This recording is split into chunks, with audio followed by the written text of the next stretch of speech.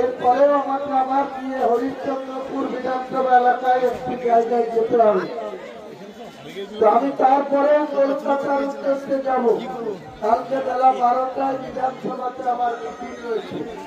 কাজে সেই মিটিংটা আমি চেয়ারম্যান আছি বিধানসভার সিএলডি কমিটির।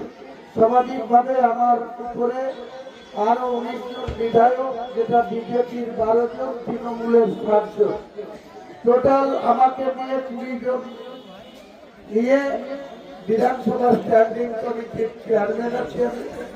আমার নির্ধারিত মিটিং কাল বেলা 12টায় অ্যাসেম্বলিতে ডাকা আছে।